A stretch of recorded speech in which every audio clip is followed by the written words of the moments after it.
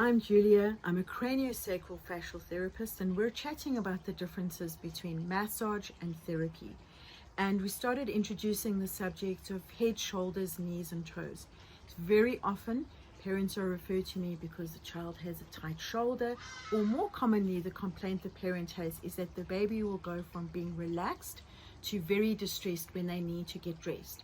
And there's this terrible fight and struggle to get a baby's arms into their clothes, or they become distressed when they become undressed because they're very stiff and tight, and then obviously the parent gets anxious because it's uncomfortable for the baby to be moved in and out of their clothes.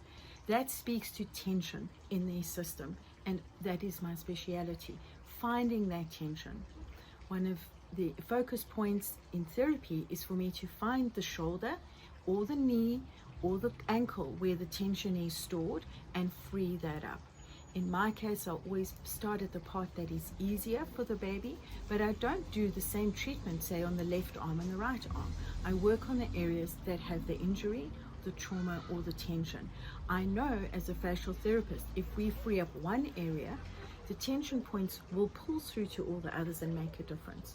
For example, a very tight pelvis will create a pull up the spine until the baby often does a neck arch.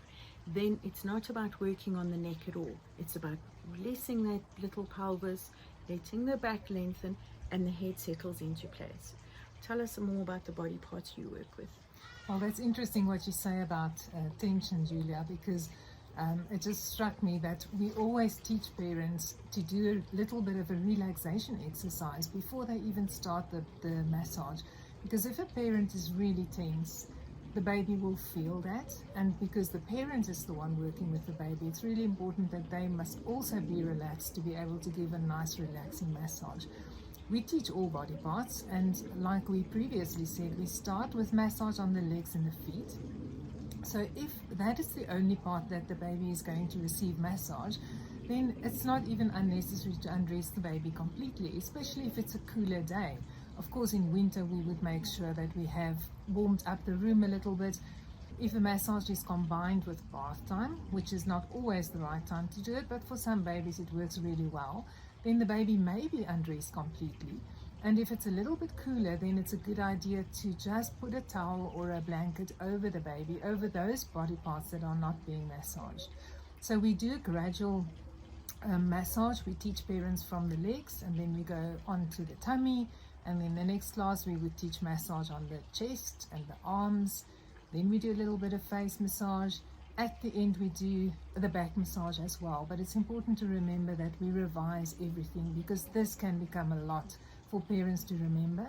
And this is another reason why we usually give a week or more between classes, so that parents can have the opportunity at home to practice the massage that they've learned in that specific class, and for the baby to become used to feeling the massage.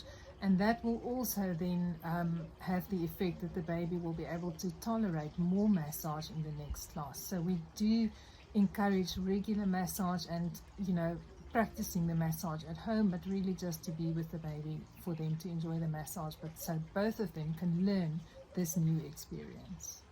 It's so interesting that you do the back last. For me, the spine, working up and down the spine from the pelvis is, I'd say, the biggest majority of the session. All the nerves of your body come from the spine. Even that tummy ache, that earache, all of those nerves come somewhere from the spine, and freeing up those nerves is what makes the change. It's also interesting the different interpretations. For in massage, tension means sort of an emotional tension. It's related to stress. In my work, tension relates to stored tension. It's accumulated through accidents or injury or something that happened. It could be a memory that the baby stored, and no amount of relaxation is going to change stored tension in your shoulder or your jaw or in your diaphragm. And so when I'm working with the tension, I'm looking to free it up. And what's beautiful about the body is almost always when it's released that tension, it doesn't accumulate it again. The body prefers its natural shape and movement and will stick to that. So once it's done, it's done. And that's why in a session, we very rarely free up the same area exactly the same.